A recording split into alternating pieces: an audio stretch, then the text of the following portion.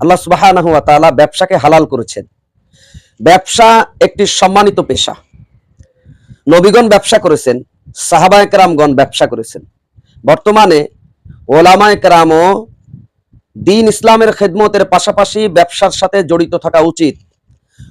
বিশেষ করে আমাদের দেশের ওলামায়ে কেরামের ব্যবসায় যুক্ত হওয়া উচিত।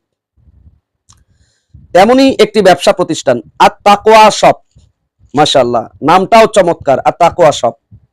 এটা খুলনার ফুলবাড়ি গেটে অবস্থিত। আমাদেরই একজন সুপরিচিত, খুব কাছের মানুষ আমার, এবং খুব মহব্বত করি তাকে, মুফতি হাবিবুল্লাহ সাহেব। আলহামদুলিল্লাহ খুব উন্নত মানের পণ্য এখানে আছে। এখান থেকে আপনারা বিশ্বাসের সাথে পণ্য নিতে পারেন।